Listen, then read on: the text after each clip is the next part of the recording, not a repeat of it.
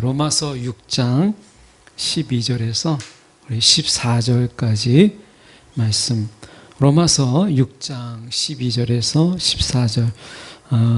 성경으로 보실 분들은 제가 가진 성경, 신약성경 246쪽의 말씀입니다.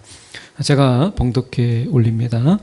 그러므로 너희는 죄가 너희 죽을 몸을 지배하지 못하게 하여 몸의 사욕에 순종하지 말고, 또한 너희의 지체를 불의의 무기로 죄에게 내주지 말고, 오직 너희 자신을 죽은 자 가운데서 다시 살아난 자 같이 하나님께 드리며 너희의 지체를 의의 무기로 하나님께 드리라. 죄가 너희를 주장하지 못하리니 이는 너희가 법 아래 있지 아니하고 은혜 아래에 있음이라. 아멘. 오늘 이 말씀 가지고 은혜 아래에서 죄를 찾는 자들의 비애, 은혜 아래에서 죄를 찾는 자들의 비애라는 제목으로 함께 말씀을 나누기를 원합니다. 그 전에 우리 이 용산에 부모님 댁이 있을 때 감나무 아주 작은 거를 이렇게 시멘트를 좀 벗겨내고 거기에 있던 땅에다가 감나무를 심었어요. 뭐 감나무가 얼마나 좀 자라겠나 싶은 마음이 있지만, 뭐 어느 정도 자면 이렇게 크게 되면, 그게 이제 자라게 되면 뭐 감 한두 개 정도는 따지 않을까, 뭐 이런 아주 작은 마음으로 감나무를 심었는데, 이 감나무가 얼마나 크게 자라는지 1층을 넘어서 2층 그 베란다에 웃자놨어요, 베란다를. 그래서 때로는 2층 베란다에서 감을 이렇게 딸 수 있을 만큼 이렇게 훌쩍 커버렸습니다. 그래서 이렇게 담 넘어가는 가지들은 이렇게 칼을 앞에다가, 장대 앞에다 달아서 이렇게 베야 될 정도로 뭐 그렇게 자랐어요. 제법 감이 많이 나와서 이제 부모님하고 저하고 동생네가 감을 어느 정도 나눠 먹을 수 있을 정도로 그렇게 자랐어요. 이 감나무 아래에는 때로는 우리가 덜 익은 그런 감도 떨어지거든요. 어떤 경우는 너무 익어서 이제 감이 떨어지기도 하고, 새가 이제 그것을 쫓다가 이제 막 먹으려고 쫓다가 나중엔 그것이 이제 힘에 붙여서 떨어지기도 하고, 감나무 아래에는 이 감이 익었던 덜 익었던 이 감이 떨어져 있는 거예요. 그런데 오늘 말씀에 저희가 보면 14절에 이렇게 되어 있습니다. 죄가 너희를 주장하지 못하리니 너희가 법 아래 있지 아니하고 은혜 아래에 있습니다. 은혜 아래에 있습니다. 우리가 하나님의 은혜의 아래에 있으면 그 은혜 아래에서 무엇을 찾아야 되겠어요? 하나님의 은혜, 하나님의 사랑, 하나님의 선물, 이런 걸 찾아야 되지 않겠어요? 감나무 아래에서 밤나무를 찾든지 아니면 그 감나무 안에서 도토리를 찾는 이런 것은 정말 미련한 것이라고 볼 수 있어요. 감나무 아래서는 우리가 감을 찾고, 밤나무 아래서는 밤을 찾아야죠. 밤나무 아래에서 감을 찾고 우리가 다른 도토리를 찾는다라고 하는 것은 그렇게 지혜로운 것은 아니잖아요. 뭐 아주 없을 수 없는 뭐 나무가 옆에 있으면 있을 수도 있지만, 그러나 우리가 그것을 지혜롭다 이렇게 말하기는 좀 어렵죠. 우리가 마찬가지로 우리가 은혜 아래서는 하나님의 은혜를 우리가 구하고 찾는 것이, 그게 어떻게 보면 바람직하고 그게 또 옳은 거잖아요. 오늘 말씀 속에서 저는 이런 생각을 한번 해봅니다. 감나무 아래에서 우리가 무엇을 찾죠? 물질적인 부분 속에서는 감을 찾아요. 그런데 어떤 사람은 그 감나무 아래서 휴식을 찾아요. 그 감나무 아래서, 그리고 감이 익어감을 바라보면서 가을을 느끼기도 해요. 그 먹는 것보다 그 감이 익어가는 것을 바라보면서 가을을 느끼고, 또 어떻게 보면 거기서 휴식을 갖는 거죠. 우리가 은혜 아래에서 우리가 구할 것이라고 하는 것은 죄는 적어도 아니잖아요. 그런데 오늘 제 제목이 그런 것처럼 은혜 아래에서 죄를 찾는 자들, 하나님의 은혜 아래서 혹시나 하는 마음에 탐욕도 찾고 죄를 찾고 그러는 거예요. 하나님이 이스라엘이 이제 출애굽하고 광야에서 하나님께서 만나와 메추라기를 주시고 평일에 먹을 만큼만, 그 가족의 수대로 먹을 만큼만 너희가 가져가라. 더 많이 거둔 자도 내일 먹을 수가 없고, 그리고 그걸 남겨놓는다고 해서 우리가 그것을 저장할 수 없다는 거죠. 벌레가 생기고 막 그러잖아요. 하나님이 이것을 누차 그들에게 이야기했어요. 그런데 이스라엘이 어떻게 했어요? 하나님 말씀을 정말 그대로 오늘 먹을 것만 딱 이렇게 챙겼나요? 아니죠. 하나님의 은혜로 주신 그 만나, 하나님의 은혜 아래에서 만나라고 하는 그 물질적인 그 부분, 그것뿐만 아니라 은혜를 구하고 감사를 구하고 기쁨을 구했다면 아마 그 만나는 그들에게 더 맛있고 더 하나님의 은혜를 더 깊이 경험하는 그런 것이 될 수 있었을 거예요. 근데 그 만나 아래서 그들은 무엇을 찾았어요? 욕심을 찾고 그들은 탐욕을 찾았어요. 어떻게 보면 그것 때문에 그들에게 어떻게 만나는 늘 감사가 되지는 못했어요. 메추라기, 하나님, 우리는 고기를 좀 먹고 싶습니다. 애굽에 먹었던 고기가 너무나 생각납니다. 그 종살이 하면서 먹었던 고기가 얼마나 되겠어요. 근데 고기 먹고 싶다고 하니까 하나님께서 메추라기를 보내죠. 그들이 어떻게 했어요? 또 욕심과 탐욕으로 더 많은 것을 서로 거두겠다고 모자란 자를 돌보지 않고 남는 자들이 더 많은 것을 더 많이 힘으로 그렇게 했어요. 하나님께서 분명히 먹을 만큼만 이렇게 됐거든요. 그러니까 하나님이 은혜로 주신 것에 욕심을 채우고 자기의 탐욕을 채우는 것을 보게 돼요. 오늘 우리가 하나님의 은혜로 주신 것, 그 은혜로 주신 것에 여러분, 그 은혜로 주신 것을 욕심내고 우리 가운데 그것을 탐하는 이런 것이라면 그것은 정말 은혜를 우리가 알지 못하는 거예요. 그래서 오늘 말씀에서 돌아가서 제가 보시면 12절에 그러므로 너희가 죄가 너희 죽을 몸을 지배하지 못하게 하라. 그전에 어떻게 했어요?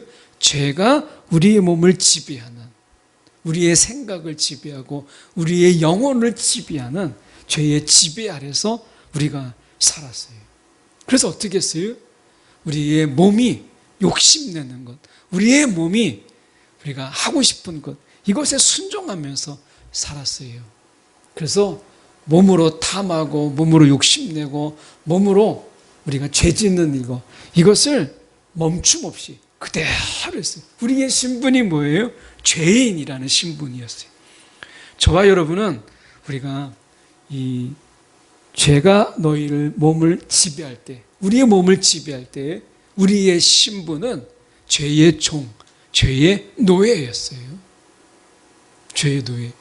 우리가 하고 싶은 일을, 처음에는 죄를 우리가 이거 괜찮겠다, 이거 해서 죄를 짓죠. 근데 죄가 나중에 우리를 지배하게 되면 내가 원치 않아도 죄가 시키는 일을 해야 되고 죄가 명령하는 것을 행해야 돼요. 이게 죄의 지배라고 하는 거예요. 처음에는 우리가 다 세상에 있는 것들이 그런 거잖아요. 우리가 보면 술이라고 하는 것도 보면 어때요? 처음에는 내가 술을 마시지만 좀 지나고 나면 술이 나를 지배하고 그것 때문에 술을 끊지 못하는, 이게 이제 알코올 중독이라고 하는 이런 것으로 무서운 질병이 되잖아요. 이제 그 술을 끊게 되면 금단 현상, 금주 현상이 일어나게 되고, 그래서 자기가 정상적인 삶을 살아가지 못하는 것을 보게 돼요. 그래서 우리가 이 죄의 지배 아래 있다라고 하는 것은 이제 처음에는 내가 하고 싶어서 했지만 나중에는 내가 하고 싶지 않아도 계속해서 할 수밖에 없는 그런 것을 우리가 죄의 지배 이렇게 보게 돼요. 사실은 우리가 많은 부분이 이 죄의 지배, 또 죄의 습관 속에서 살아가요. 이것을 거스르는 것, 이것이 굉장히 어렵다라고 하는 거예요. 그래서 영성은 습관이다라는 책이 있는 것처럼 우리 안에 어떻게 보면 이제 새로운 은혜의 지배 아래서는 우리의 육체가 원하는 것이 달라져야 되고, 우리의 생각 속에서 바라는 것이 달라져야 되고, 우리의 영혼의 갈망이 달라져야 되는 거예요. 만약에 그렇지 않다면 나는 아니라고 말하지만 실질적으로는 죄의 지배가 우리 속에 있는 거예요. 뭐 잘 알다시피 박 권사님이신 저희 어머니께서 치매가 꽤 진척이 많이 됐어요. 그래서 이야기하다 보면 이제 뭐 잠깐 사이에 뭐 국을 갖다 드리거나 반찬을 이렇게 갖다 드리려고 하면 거기에 이제 뭐 짧게 30분 또는 1시간 있는데 차를 가지고 왔느냐, 이것을 뭐 10번 이상 물어보는 건 뭐 보통이고요. 어떨 때는 제가 누구냐고 이제 제가 짓궂게 물어봐요. 그러면 어떨 때는 이제 저는 알아보는데 아내를 몰라보거나 또는 제 동생을 몰라보는 거예요. 그러니까 이제 스위치로 이야기하면 접촉 불량이 일어나는 거예요. 그래서 전등에도 접촉이 불량이 되면 불이 들어왔다 안 들어왔다 하는 것처럼 기억에 불이 들어왔다 안 들어왔다 하는 일들이 많아지는 거예요. 이제 접촉 불량이 많아지는 거죠. 어쩌면 그러다 보면 어느 순간에 우리가 전혀 내가 어디에 있는지도 모르는 거고, 또 왔다 갔는지 지금 온 건지 가려고 하는 건지도 모르는 거예요. 나중에는 우리가 이제 몸의 본능이 기억은 없으니까 생각하고 뭔가를 추리하고 하는 것들이 이제 접촉불량이 일어나니까 결국에는 모든 생각과 영혼을 지배하는 거예요. 그래서 치매가 무서운 병이잖아요. 오늘도 우리가 치매가 걸리지 않기를 위해서 정말 많이 기도하는 분들 많이 계시잖아요. 근데 영적 치매가 참 무서운 거예요. 영적 치매가. 오늘 말씀 속에서 우리가 굳이 설명해 본다면 12절의 말씀이 바로 그거 아니겠어요? 우리가 죽을 몸을 지배하지 못하게 하라, 죄가. 그러면서 13절에 이렇게 얘기해요. 너희 지체를 불의의 무기로 죄에게 넘겨주지 말라. 내주지 말라. 불의의 무기. 죄 짓고 남을 치고 때리고 상처 주고 아픔을 주고 속삭이고 하는 일들, 이런 일들로 불의의 무기로 하나님께 거역하고 하나님께 반항하고 하나님께 순종하지 아니하는 이런 죄의 지배 아래 우리의 몸을 우리가 내어주지 말라. 불의의 무기로 내어주지 말라. 이렇게 이야기해요. 결국 12절과 13절에서 말씀해 보면 결국 불의의 무기와 13절 우리가 중반절에 보시면 너희 자신을 죽은 자 가운데서 다시 살아난 자 같이 하나님께 드리며 너희 지체를 의의 무기로, 이렇게 되어 있잖아요. 불의의 무기와 의의 무기를 우리가 압축해서 이렇게 사도 바울이 표현했지만 이거를 다르게 표현하면 결국에는 신분의 변화라, 이렇게 볼 수 있는 거예요. 12절과 13절이 바로 그건데, 불의의 무기와 우리가 의의 무기라는 말을 이제 신분의 변화로 볼 수 있어요. 결국 12절과 13절의 이야기는 우리가 새로운 신분에 맞는 그런 삶을 살아라 라고 하는 거예요. 이게 제일 많이 나온 게 우리가 마틴 부버의 우리가 짧은 우리가 어떻게 보면 소설, 어떤 동화 같은 이야기에 우리가 거지, 거기에 이 거지와 나인가요? 그게 이제 오래돼서 그게 나오는데 마틴 부버의 이야기가 나옵니다. 거지와 왕, 죄송합니다. 거지와 왕이라는 아주 짧은 어떤 동화 같은, 우화 같은 이야기가 있죠. 거지와 왕이 너무나 닮은 거예요. 왕이 하루는 이 거지를 보면서 너무 자기랑 쌍둥이처럼 똑같은 거예요. 거지를 이제 왕복을 입히고 너가 잠깐 왕 노릇 좀 해라. 그리고 이제 왕이 거짓옷을 입고 세상을 돌아다니는 거예요. 아무도 왕인지 모르니까 자유함, 격식과 형식과 어떻게 예의 범절 다 상관없이 뭐 거짓 옷을 입고 세상을 마음대로 따라다니는 거 얼마나 막 편한지. 아무데나 누워도 되고 아무데나서 먹어도 되고 손으로 먹어도 되고 뭐 격식이 없는 거예요. 그 자유가 너무 좋은 거예요. 한번 망가지니까 아무 데서나 막 자고. 근데 왕이 된 거지는 뭐 땅에 떨어진 걸 막 먹어야 되는데 밥상에 있는 걸 먹고, 그리고 그걸 어떻게 잘라서 먹고 막 씹어서 먹고, 예의 범절이 보통 어려운 게 아닌 거예요. 잘 때도 뭐 제대로 자세를 갖춰야 되고. 근데 나중에 이 거지는 거지에 익숙해지다 보니까, 그리고 왕은 왕에 걸맞는 이 삶을 살다 보니까 왕이 거지처럼 되어버렸고 거지가 왕처럼 되었다는 거예요. 신분의 변화. 마틴 부버는 거기에서 이 신분의 변화가 얼마나 중요한가, 신분에 걸맞는 삶을 이 거지와 왕이라고 하는 그 짧은 우화 같은 이야기에서 마틴 부버가 그걸 이야기해요. 그 신학자가. 오늘 우리가 마찬가지예요. 오늘 우리는 이제 세상에 속한 불의의 무기, 그런 죄의 지배 아래 있었던 그런 신분에서 이제 바뀌어서 우리는 하나님의 자녀가 되는 완벽한 신분의 변화. 그러면 신분의 변화로 끝나느냐? 아니죠. 신분의 변화에 걸맞는 삶이라고 하는 것이 분명히 필요한 거예요. 남자가 여자가 사랑에 빠져서 결혼을 했어요. 그 전에 오래된 이야기입니다만 아버지 학교에서 제가 맡았던 분 중에 한 분이 결혼을 했는데 결혼 초의 이야기를 이렇게 나누는 시간이 있었는데, 근데 그 가정에서 어떤 이야기가 있었냐면, 결혼을 했는데 남편이 이 아내에게 살림을 살라고, 어떻게 보면 가정의 살림을 살도록 이제 자기가 좀 줘야 되잖아요. 근데 살림할 돈을 전혀 뭐 10원 한 장 내주지 않는 거예요. 결혼했는데도. 아이들 양육이나 아니면 집안의 살림을 해야 되는데 결국에는 방법이 없으니까 결국엔 아내가 나가서 돈을 버는 거예요. 남편이 아무것도 자기가 쓴 건 자기가 다 써버리니까. 그럼 결혼을 했다면 그건 앞뒤가 안 맞는 거지. 결혼하면 이제 자기가 남편이 되고 가장이 되는 거잖아요. 가장이, 물론 우리가 가장이 남자만 되라는 법은 없지만 그가 일단은 가장을 맡았다면 그러면 모든 경제권을 넘겨주고 그것을 살림할 수 있도록 적어도 맡겨야죠. 그런데 결혼했는데 새로운 관계가 형성이 됐잖아요. 결국 신분, 새로운 신분이라는 것은 새로운 관계에서 나온 거예요. 새로운 관계.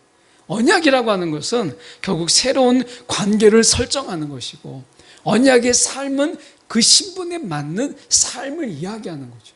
그러니까 언약은 관계를 이야기하고 언약적 삶은 그 관계로 우리가 이제 생겨난 그 신분에 걸맞는 삶을 사는 것을 이야기하는 것이거든요. 목사가 되었으면 목사에 걸맞는 삶을 사는 거고요. 우리가 중직자가 돼서 권사가 되고 장로가 되고 우리가 안수집사가 되면 거기에 걸맞는 삶을 사는 거예요. 예수 안 믿었다가 믿는 그리스도인이 되고 성도가 되면 그러면 거기에 걸맞는 거룩한 삶을 내가 어쨌든 간에 거기에 살아보려고 애를 쓰고, 안 되면 하나님께 능력을 구하는 거예요. 더 놀라운 것은 14절의 말씀이에요. 14절에 이렇게 되어 있습니다. 죄가 너희를 주장하지 못하리니 이는 너희가 법 아래 있지 아니하고 은혜 아래 있습니다. 이렇게 되어 있어요. 너희가 법 아래 있지 아니한다라고 하는 것은 우리가 앞에서 얘기하는 죄의 법, 죄의 지배 아래 이렇게 볼 수 있는 그런 본문의 여지가 크거든요. 그런데 약간 그 개혁주의 입장에서, 복음주의 입장에서 여기 본문에 너희의 법 아래라고 얘기했을 때 이것은 죄의 이 법이라고 말하기는 어렵다. 이렇게 학자들이 이야기합니다. 그럼 이게 이 법이 뭐냐라고 얘기했을 때 율법이라고 보는 게 좋겠다 해서 그렇게 해석하는 경향이 좀 있어요. 그래서 저도 그 해석을 따라서 여기에서 너희 법 아래라고 하는 것은 죄의 법이 아니고 여기에서 율법 아래 있지 아니하고 이렇게 돼 있어요. 그럼 율법과 은혜의 이 차이가 뭐냐? 새 언약 이거죠. 그러니까 어떻게 보면 이 새 언약과 모세의 율법의 가장 큰 차이가 뭐냐면 여기에서 보면 이렇게 되어 있습니다. 이 죄의 권세, 모세의 율법은요 분명히 하나님이 주신 것이라 권위가 있어요. 권세가 있어요. 그런데 모세의 율법은 죄의 권세를 물리칠 수 있는 능력이 우리가 부여하지 못해요. 그 능력을 부여하지 못해요. 그러니까 죄의 권세를 물리치는 능력, 이것은 율법이 주지 못해요. 예. 그래서 율법 아래 살아간다. 율법 아래 살아간다라고 하는 이것은 우리가 이 죄의 어떻게 보면 권세를 물리칠 수 있는 능력을 율법은 우리 가운데 부여하지 못해요. 예. 이것을 부여하지 못하기 때문에 내가 죄와 싸워서 이길 수 없는 거예요. 그래서 이스라엘 백성들이 율법 아래에 있었지만 죄의 이 어떤 이 권세를 물리칠 수 있는 그런 어떤 그들에게 능력이 부여되지 않으니까 자꾸 죄의 권세에 늘 끌려다니는 거예요. 그러면 우리가 은혜 아래서 이 새 언약은 그럼 그런 권세가 있느냐라고 얘기했을 때 사도 바울이 이야기하잖아요. 갈라디아서에서 이야기하는 게 바로 그거예요. 오늘 로마서도 사도 바울이 쓴 거니까 바로 그거예요. 은혜 아래 있습니다. 이 말은 우리가 새 언약 아래 있다는 것은 죄의 권세를 물리칠 수 있는 능력을 이 새 언약은 우리 가운데 부여합니다. 그래서 여러분 우리가 이 하나님의 예수 그리스도의 그 보혈의 피로 맺은 새 언약 아래서는 우리가 어떤 능력이 부여되느냐, 죄의 권세를 우리가 파하는 능력을 우리 가운데 주세요. 이미 우리 가운데 죄의 권세를 파하는 능력을 저와 여러분 가운데 새 언약, 예수 그리스도의 그 보혈 가운데 맺으신 언약 가운데서 이미 우리 가운데 주셨어요. 여러분, 이게 우리가 믿어야 되는 부분이에요. 이거는 정말 믿음으로 우리가 이것을 받아들여야 돼요. 이미 지금 사도 바울이 이야기할 때 죄가 너희를 주장하지 못하리니. 왜 주장하지 못해요? 죄의 권세가 우리 가운데 이미 끝났다라고 하는 거예요. 이미 새 언약 속에서 우리는 죄의 모든 그 권세를 우리가 파는 능력을 우리 가운데 주셨다는 거예요. 새 언약 아래서. 그게 아니더라도 죄의 명령을 우리가 주장하지 못하리니. 왜요? 십자가에서 우리는 이미 죽었잖아요. 죽은 자에게 무슨 명령이 필요해요? 그건 십자가의 관점이고요. 부활의 관점은 같은 이야기예요. 같은 이야기인데 이 같은 이야기를 관점이 달라요. 십자가의 관점에서는 내가 죄의 지배 아래, 죄의 명령을 내가 받을 필요가 없어요. 왜냐하면 내가 죽었기 때문에 죄의 모든 권세에서 난 자유해요. 나는 자유한 거예요. 왜냐하면 이제 죽었으니까. 그래서 죄는 산 자에게 명령하는 거지 죽은 자에 명령하지 않거든요. 그래서 죄에 대해서 내가 십자가에서 죽었어요. 이건 십자가의 관점이에요. 근데 부활의 관점에서는요, 같은 얘기인데 달라요. 사도 바울은 그걸 설명하는 거예요. 부활의 관점에서는요, 우리는 죄의 이 어떤 명령, 그 권세에 대해서 우리는 그 죄에 대해서 우리가 그 권세를 파는 능력을 우리 가운데 주셨어요. 예수 그리스도의 그 십자가 보혈로 새 언약을 맺으심으로 인해서. 그래서 예수님께서 먼저 본이 되셨죠. 사흘 만에 죽은 자 가운데서 다시 살아나셨어요. 죽음을 파는 권세가 예수께 있음을 보이셨어요. 이게 부활의 관점에서 죄를 바라보면 이제 죄의 권세를 우리가 파는 엄청난 능력을 저와 여러분에게 이미 주셨다는 거예요. 이건 부활의 삶인 거예요. 이게 부활의 관점에서 같은 거지만 죄는, 십자가는 소극적이죠. 내가 죽었다, 난 죄에 대해서 자유하다 라고 하는 거예요. 근데 부활의 관점에서는 죄의 권세에 대해서 우리가 파는 엄청난 능력을 가져서 나뿐만 아니라 내 주변에 있는 사람들이 죄의 명령에서 막 허덕일 때 그 죄에 대해서 명하고 파할 수 있는 권세를 우리 가운데 주신 거예요. 전혀 다르잖아요. 그래서 죄의 지배를 십자가의 관점에서 바라볼 거냐, 부활의 관점에서 바라볼 거냐에 따라서 우리가 다소 소극적으로, 그리고 굉장한 우리가 긍정 적극적으로 우리가 달라요. 이 두 가지를 우리가 같이 봐야 돼요. 사도 바울은 지금 그것을 설명하고 있는 거예요.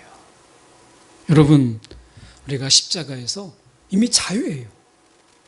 그런데도 우리가 죄의 권세를 파는 이 엄청난 권세를, 능력을 왜 주셨어요? 여러분, 영혼 구원, 우리가 가족을 구원하고, 내가 구원하는 건 아니지만 내게 주신 그 권세가 분명히 우리 가운데 도움이 되고요, 힘이 됩니다.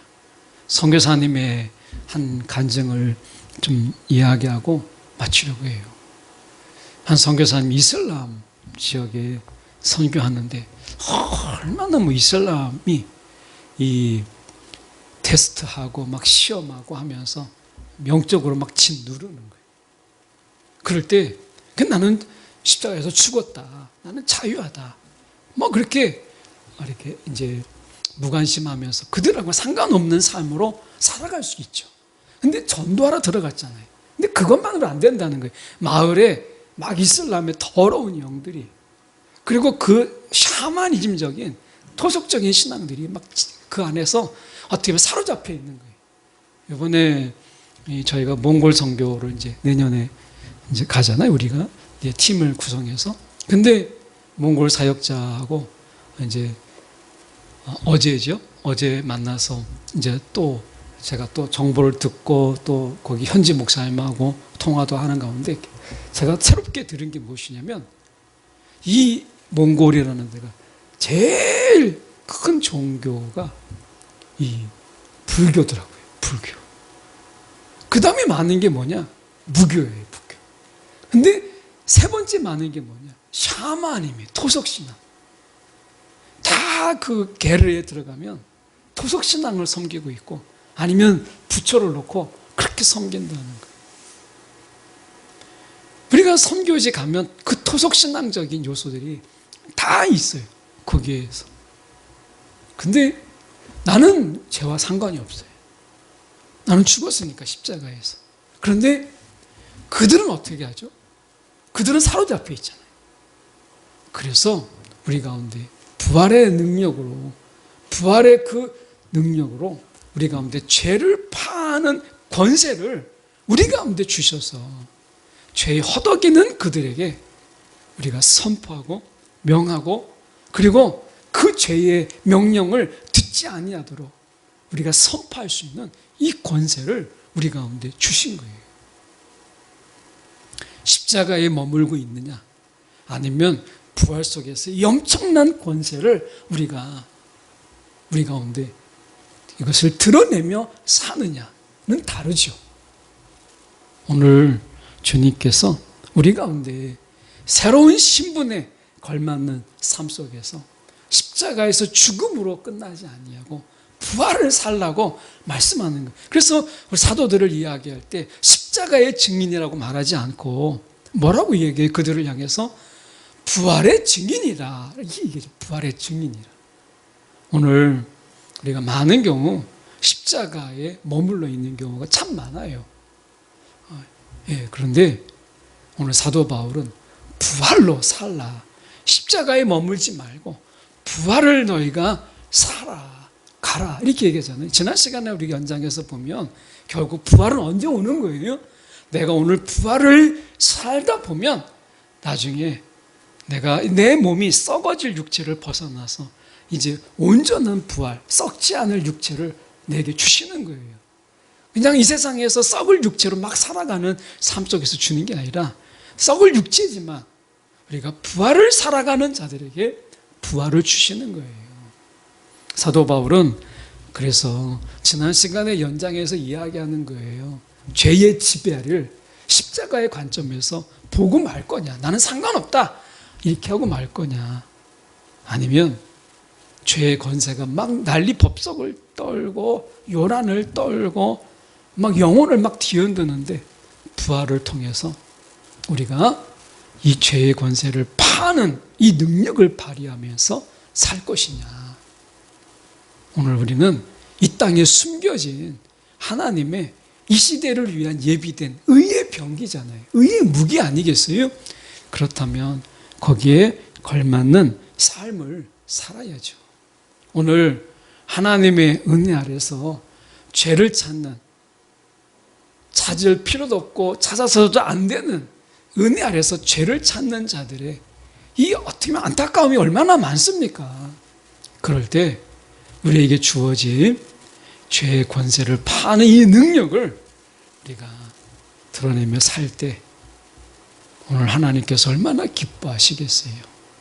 오늘 은혜 안에서 은혜를 구하고 은혜 아래서 하나님의 그 사랑을 구하는 그런 자로 우리가 돌이키기 위하여 이 땅에 우리를 두셨음을 기억하는 저와 여러분이 되기를 간절히 소망합니다.